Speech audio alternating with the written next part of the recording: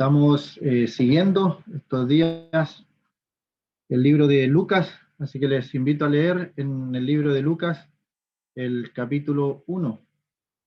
Libro de Lucas, el capítulo 1. Hemos visto algunas cosas respecto a personajes que aparecen en este capítulo y en la última oportunidad vimos a Zacarías y cómo él era el representante del pueblo de Israel y entra a este lugar santísimo, o sea, al lugar santo,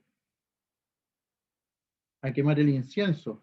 Dice el versículo 8, Lucas 1:8, aconteció que ejerciendo Zacarías el sacerdocio delante de Dios, según el orden de su clase, conforme a la costumbre del sacerdocio, le tocó en suerte ofrecer el incienso entrando en el santuario del Señor. Y toda la multitud del pueblo estaba fuera orando a la hora del incienso, y se le apareció un ángel del Señor puesto en pie a la derecha del altar del incienso. Y se turbó Zacarías al verle y le sobrecogió temor. Pero el ángel le dijo: Zacarías, no temas, porque tu oración ha sido oída y tu mujer Elizabeth te dará a luz un hijo y llamarás su nombre Juan, y tendrás gozo y alegría, y muchos se regocijarán de su nacimiento, porque será grande delante de Dios, no beberá vino ni sidra, y será lleno del Espíritu Santo, aún desde el vientre de su madre, y hará que muchos de los hijos de Israel se conviertan al Señor, Dios de ellos, e irá delante de él con el espíritu y el poder de Elías, para hacer volver los corazones de los padres a los hijos, y de los rebeldes a la prudencia de los justos, para preparar al Señor un pueblo bien dispuesto. Dijo Zacarías al ángel: ¿en qué conoceré esto? Porque yo soy viejo y mi mujer es de edad avanzada. Respondiendo el ángel le dijo: yo soy Gabriel, que estoy delante de Dios, y he sido enviado a hablarte y darte estas buenas nuevas. Y ahora quedarás mudo y no podrás hablar hasta el día en que esto se haga, por cuanto no creíste mis palabras, las cuales se cumplirán a su tiempo. Y el pueblo estaba esperando a Zacarías y se extrañaba de que él se demorase en el santuario. Pero cuando salió no le podían hablar y comprendieron que había visto visión en el santuario y les hablaba por señas, y permaneció mudo, y cumplidos los días de su ministerio se fue a su casa.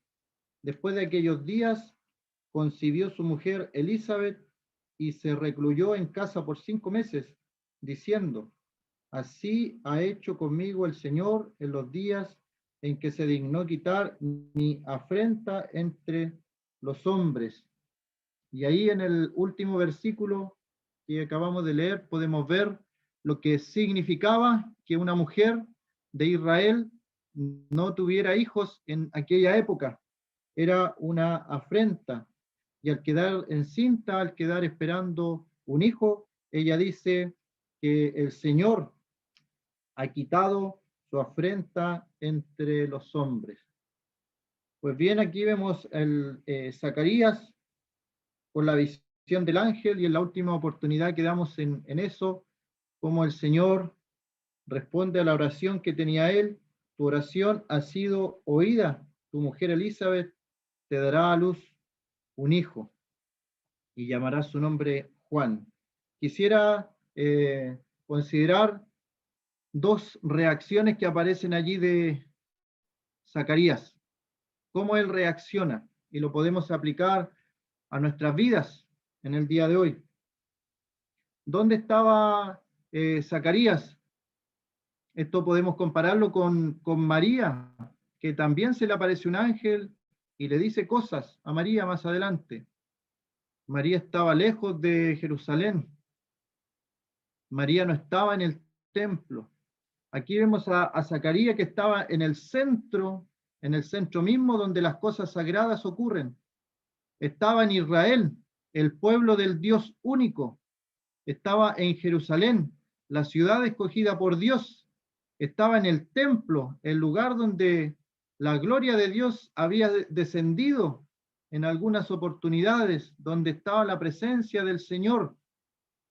Y él estaba en un sector donde solamente entraban algunos, en el santuario. O sea, todas las características que podemos ver, y a él le ocurren estas reacciones. Él tuvo, como dice el versículo 12, se turbó y le sobrecogió temor. Hubo turbación en él, la primera reacción a una cosa espiritual, y también le vino un temor. ¿Y cuál es la reflexión? Si nosotros somos creyentes, hemos creído en el Señor y se ha producido en nosotros el milagro más grande, que es la salvación de un alma. Porque la salvación de un alma, que una persona pase de muerte a vida, es más preciosa que todos los tesoros de este mundo. Hay regocijo en los cielos, hay alegría en los cielos por un pecador que se arrepiente, que ha pasado de muerte a vida, que ha sido arrebatado de las tinieblas y ha pasado a la luz admirable de nuestro Señor. Es un milagro portentoso y se produce a través de la predicación del Evangelio, de la exposición de la palabra de Dios, y es un milagro tremendo y es algo espiritual y es tremendo. Entonces, a veces como varones de Dios, podemos caer en lo que cayó Zacarías. Podemos sorprendernos, poder tener temor o turbación por algo espiritual. ¿Por qué le pasó esto a Zacarías? Lo dijimos en algún momento, hubieron 400 años de silencio, donde no hubo palabra de Jehová.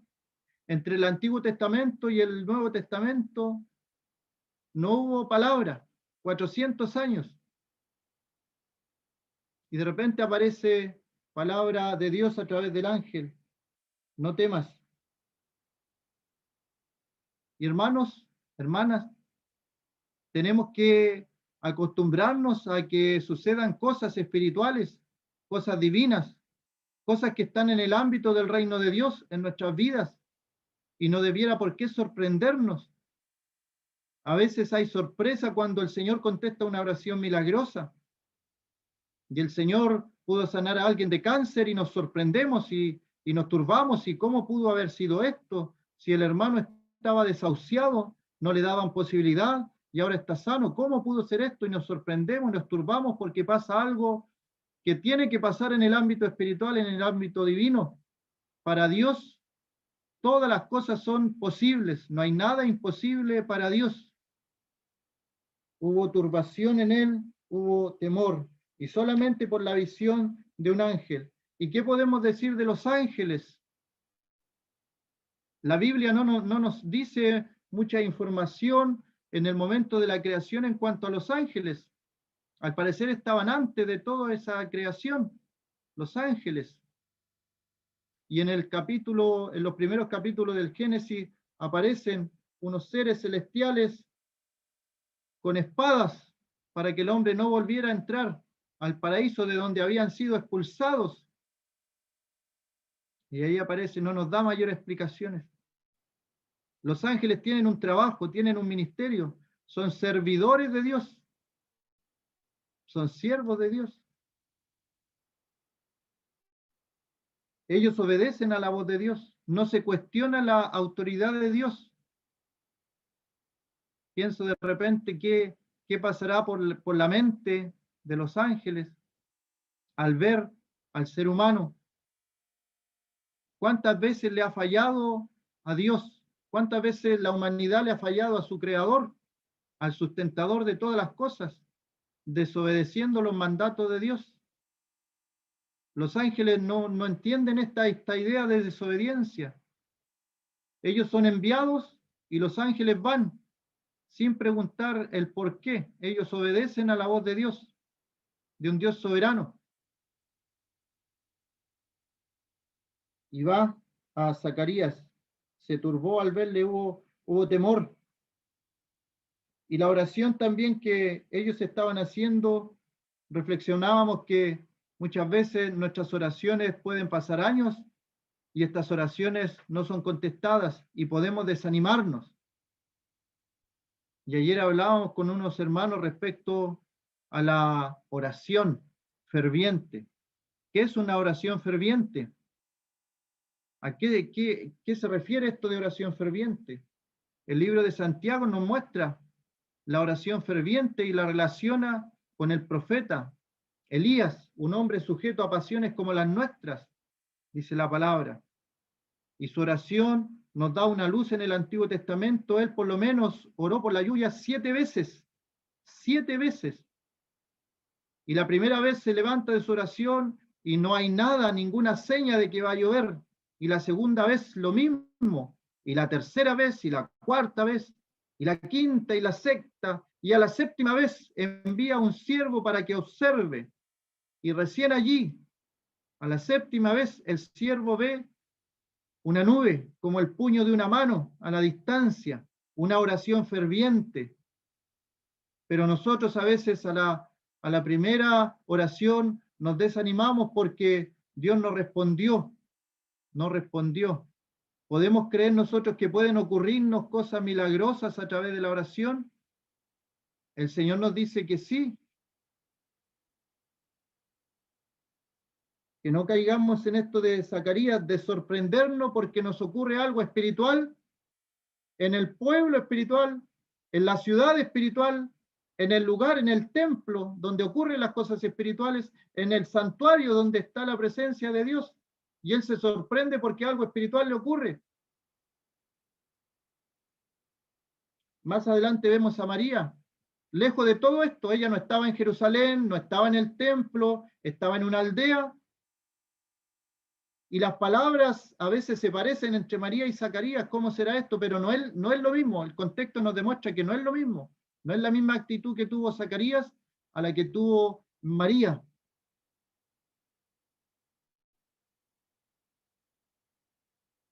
El ángel le dijo: Zacarías, no temas. Y el Señor nos dice a nosotros que no tengamos temor. Recuerdo el año 2010, hubo un terremoto tremendo acá en Chile. Acá hay mucho pueblo de Dios y hubieron testimonios de personas de forma inexplicable. Murieron poquísimas personas, un terremoto muy grande.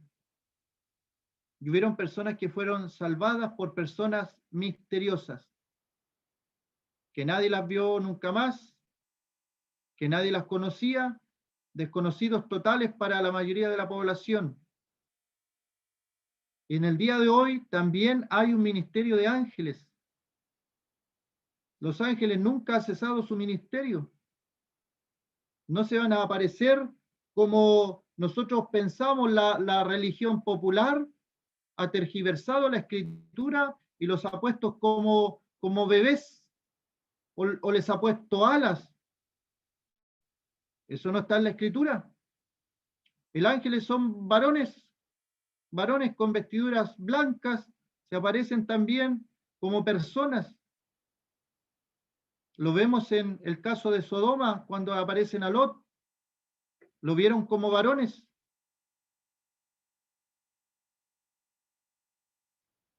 Tienen un ministerio, tienen un trabajo para Dios. Y en el día de hoy, tal vez nosotros mismos hemos sido librados en alguna oportunidad de algún accidente, de algo más terrible que nos hubiera pasado, por la intervención angelical, por la intervención de un ángel, sin nosotros ni siquiera darnos cuenta.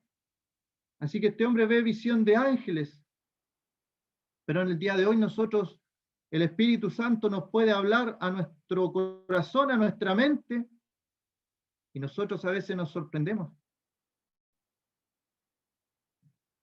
Estamos acostumbrados a las cosas espirituales, somos creyentes, nos congregamos al nombre del Señor, estamos cumpliendo los mandamientos del Señor y podemos caer en sorprendernos porque nos ocurre algo espiritual. Una persona se sorprendió porque de repente, de la nada, llegan a su hogar a dejarle una caja de alimentos cuando toda la provisión se había acabado en esta pandemia. Se sorprendieron, pero ellos habían orado al Señor, así que la sorpresa no tenía mucha lógica. Si uno está orando por algo al Señor, cuando el Señor responde, ¿por qué sorprenderse? Si tenemos una conexión con el reino celestial, con el reino espiritual, no somos de este mundo, no tenemos que vivir sujetos a los parámetros de este mundo. Al creyente le deben ocurrir cosas que no son de este mundo porque somos de otro mundo. Somos del mundo y del reino de Dios, del reino celestial. Es entendible porque Zacarías llevaba 400 años donde no habían ocurrido cosas espirituales, 400 años. Se aparece este ángel. Llamará su nombre Juan, llamará su nombre Juan. Y antes de que este niño nazca, se le dicen dos cosas por lo menos. Se le dice que va a ser un niño y se le pone un nombre. Se le dice que va a ser un niño y se le pone un nombre. Y a veces pasamos tan rápido la lectura de la palabra de Dios que no nos detenemos a pensar en esto. Hace poco solamente para nosotros es normal que sepamos si nuestro hijo va a ser niño o niña a través de una ecografía. Pero estamos hablando de este tiempo donde no había eso.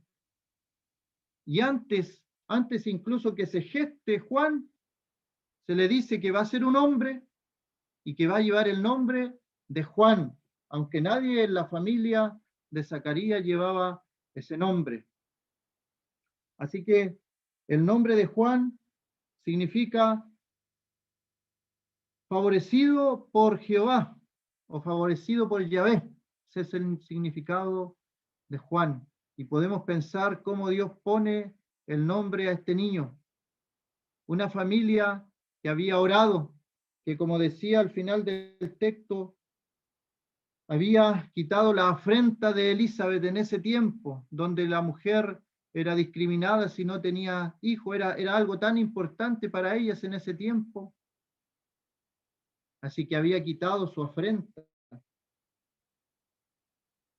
Llamará su nombre Juan, favorecido por Dios, y tendrás gozo. Versículo 14, tendrás gozo y alegría, y muchos se regocijarán de su nacimiento. Aquí hay dos palabras que parecieran ser iguales. El gozo lo vemos en el segundo elemento del fruto del Espíritu, cuando Pablo escribe a los Gálatas, el fruto del Espíritu es amor, gozo, paz, paciencia, bondad, benignidad, fe, mansedumbre y templanza. Está de los segundos. El gozo es algo sobrenatural, es algo divino. Y Zacarías iba a tener este gozo. Y el gozo y la alegría, aunque parecen palabras similares, la alegría, el antónimo de la alegría es la tristeza. Uno puede estar alegre o uno puede estar triste, dependiendo de las circunstancias y de las cosas que nos rodean y nos suceden. Pero el gozo ese no varía, aunque las circunstancias varíen. Por ejemplo, en Santiago, el libro de Santiago, tenemos eso más bien explicado cuando se dice en Santiago, el capítulo 1, versículo 2, hermanos míos, tened por sumo gozo cuando os halléis en diversas pruebas. Hermanos míos, tened por sumo gozo cuando os halléis en diversas pruebas. El gozo no depende de las circunstancias que nos rodean, de las cosas que nos afectan. Y por eso Santiago dice que tengan por sumo gozo cuando se hallen en diversas pruebas. Así que a diferencia de la alegría no depende de las cosas externas que nos puedan ocurrir. El gozo no varía. Eso iba a tener Zacarías, el gozo, la alegría. Nosotros como creyentes podemos tener este gozo y también podemos gozarnos en lo que es el Señor. En Primera de Pedro aparece un versículo que también habla de esta palabrita, porque la alegría es un estado de ánimo, es un estado de ánimo, un ánimo grato. Primera de Pedro, capítulo 1. Y a veces nuestros estados de ánimo son muy variables, más de lo que nosotros quisiéramos. Y a veces no consideramos lo que es el gozo. La alegría, esa sí depende de las cosas que están externamente. Dice 1 Pedro 1:8, a quien amáis, está refiriéndose al Señor sin haberle visto, y en quien creyendo, aunque ahora no le veáis, os alegráis con gozo inefable y glorioso. Ahí está. También junta las dos palabras. Aquí lo menciona como os alegráis con gozo inefable y glorioso. Dicen que el idioma hebreo es el que ocupa más palabras para describir los estados de ánimo del hombre alegres, gozosos, regocijos, que el hombre, el ser humano puede tener. Todo tiene que ver con la alegría. Es el pueblo que ocupa más palabras para describir cuando uno está contento, alegre, está feliz. Muchas palabras. Porque Dios quiere que estemos así. Dios al hombre le hizo un lugar para que fuera feliz, para que estuviera alegre, para que se regocijara. Ese era el propósito de Dios. Y el hombre prefirió estar lejos de Dios, estar fuera del paraíso y vivir en un estado de tristeza, de oscuridad, de melancolía, y no de gozo, y no de alegría.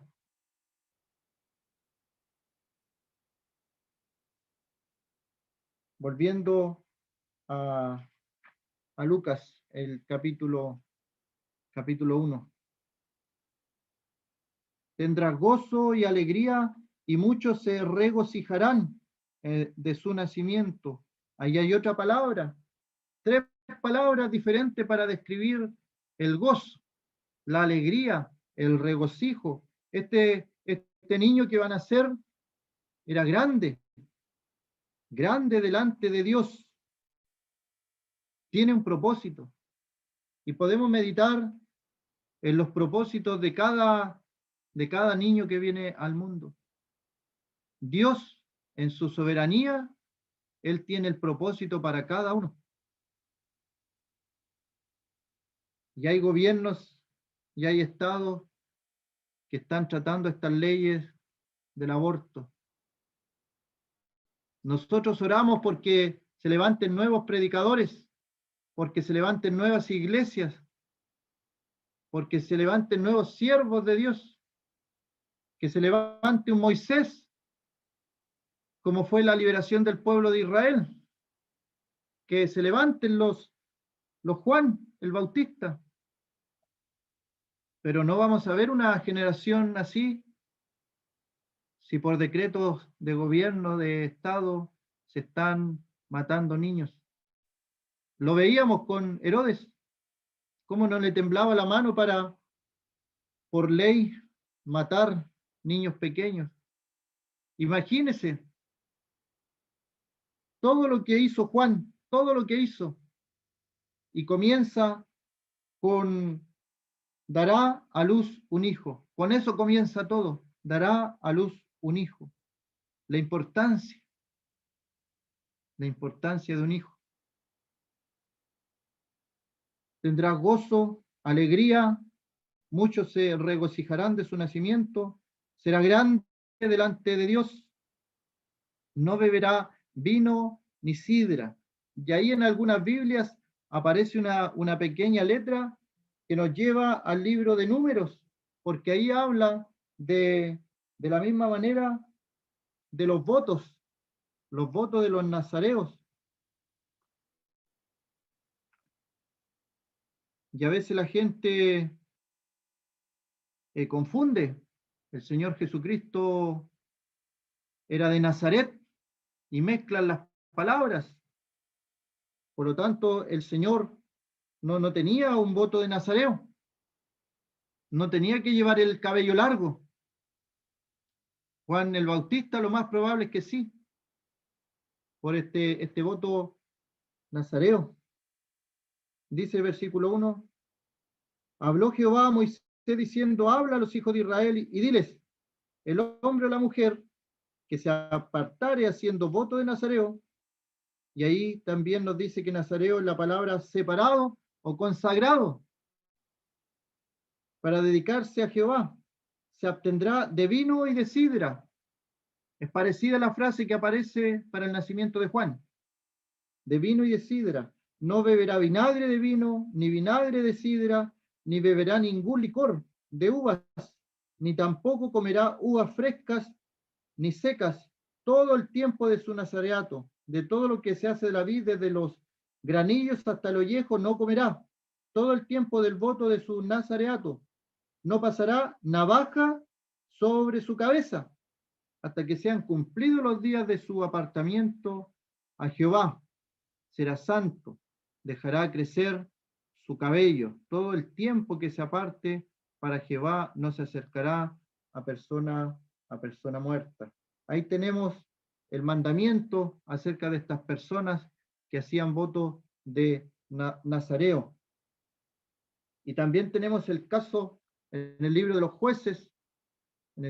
jueces, el capítulo 13, donde vemos otro nacimiento milagroso, porque la misma idea, los nacimientos milagrosos tienen un propósito en Dios. Cada niño que está naciendo en este mundo tiene un propósito. Tiene un propósito. El caso de Sansón iba a ser para la destrucción de los filisteos.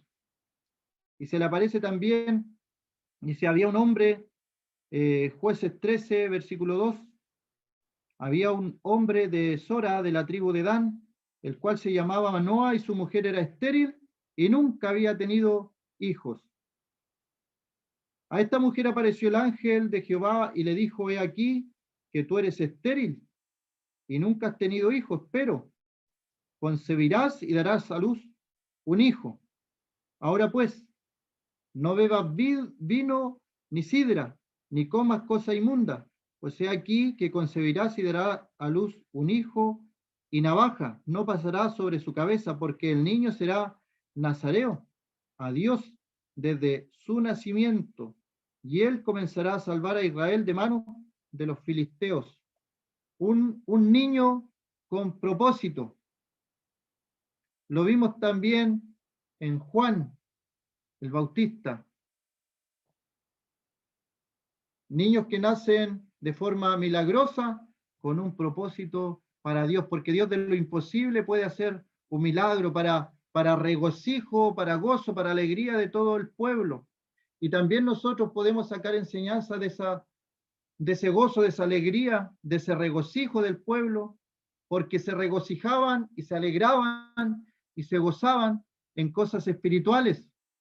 Y eso tiene que ver una gran diferencia también con lo que es el mundo. Porque si pensamos, cuando el mundo dice que está alegre o que se gozó en algo o se regocijó en algo, el mundo se está refiriendo en la mayoría de las veces a algún pecado, alguna cosa que no es agradable a Dios. Pero el gozo, el regocijo del creyente y la alegría del creyente está conectada también con la rectitud moral, no así la del inconverso. Así que el nacimiento de este niño Juan, iba a traer esta alegría espiritual, este regocijo espiritual, este gozo espiritual, porque el creyente se goza en las cosas espirituales. Y lamentablemente a veces uno ve creyentes que se alegran o se gozan con cosas terrenales más que las cosas espirituales. Que no caigamos en eso, hermanos, El creyente puede gozarse, alegrarse y sentirse gozoso por las cosas espirituales, las profundidades de las riquezas espirituales que tenemos en la palabra y en la vida cristiana, más que las alegrías pasajeras de este mundo, que obviamente son pasajeras y no dejan nada, son vacías, son vanas. Así que por eso se piensa acerca de Juan, que él guardaba este voto, por lo que le dice el ángel a su padre: no beberá vino ni sidra, será lleno del Espíritu Santo aún desde el vientre de su madre. Y aquí hay algo interesante y vemos lo especial que era Juan, porque ¿de qué otra persona se dice que será lleno del Espíritu Santo desde el vientre de su madre? Y aquí pasa también que podemos ver que la vida está en el vientre de la madre hay vida, por mucho que en la actualidad se esté diciendo otra cosa y se estén aprobando leyes a favor del asesinato en el vientre de una madre, y le ponen nombres y le ponen otros nombres para suavizar lo que se está haciendo allí en los vientres de las madres. Aún desde el vientre de su madre, este niño será lleno del Espíritu Santo, y hará que muchos de los hijos de Israel se conviertan al Señor Dios de ellos. Juan el Bautista fue escogido con una misión bien especial. Recordemos nuevamente 400 años donde no había palabra de Jehová, donde no había habido profeta, donde no había habido visión espiritual, y el pueblo estaba en oscuridad. Y Juan tenía esta misión de remover los corazones del pueblo para preparar un camino para el Señor. Él decía de sí mismo que era la voz que clamaba en el desierto, y le tocó una tarea difícil. Y nosotros podemos aprender de Juan, que también presentando al Señor nosotros el mensaje puede preparar el camino para que una persona reciba al Señor. Los corazones de las personas que se conviertan al Señor. Eso es lo que hizo Juan. Ese era su ministerio, ese era su trabajo. Él irá delante de él con el espíritu y el poder de Elías para hacer volver los corazones de los padres a los hijos y de los rebeldes a la prudencia de los justos, para preparar al Señor un pueblo bien dispuesto. Juan predicaba y su palabra era fuerte, pero lo que él quería era preparar un pueblo bien dispuesto al Señor, que sus corazones estuvieran dispuestos cuando ya llegara el Señor. Y el Señor mismo da testimonio de Juan, que él era grande. Podemos ver desde su nacimiento cómo el Señor iba a preparar esto. Hará que muchos de los hijos de Israel se conviertan al Señor. Una tarea tremenda, Juan el Bautista. Y la reflexión, que nosotros hemos nacido en este mundo también con un propósito, también con una tarea. Y la pregunta es si la estamos cumpliendo, si estamos cumpliendo aquella tarea para la cual el Señor nos ha puesto en este mundo, en este país, en esta ciudad, en este entorno, en esta familia. Estamos cumpliendo el propósito para lo cual el Señor nos formó. Nosotros hemos sido formados para dar un testimonio, un mensaje. El mensaje de Juan era claro.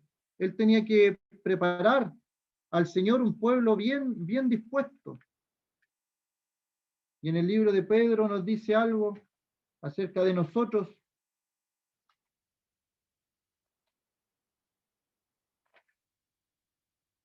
En Primera de Pedro, capítulo 2, versículo 9, nos dice que nosotros somos Vosotros sois linaje escogido, real sacerdocio, nación santa, pueblo adquirido por Dios. Y aquí está el propósito, el mensaje, para que anunciéis las virtudes de aquel que os llamó de las tinieblas a su luz admirable. Allí hay un propósito para el creyente y nosotros tenemos que cumplir ese propósito. En el caso de Juan, ninguno podría decir que él no cumplió su propósito. Cumplió a cabalidad el propósito por el cual el Señor lo hizo nacer en este mundo y pagó con su vida el propósito que el Señor le había dado. Cortaron la cabeza de Juan, por decir la verdad, y él no titubeó, él no tuvo miedo, no tuvo temor, tenía tan claro que tenía que preparar al Señor un pueblo bien dispuesto, que él hablaba sin temor lo que el Señor le había dicho que dijera. Y se guardó para el Señor, fue apartado para el Señor. Y el Señor dio buen testimonio de él. Vamos a dejar hasta ahí la enseñanza de la palabra del Señor.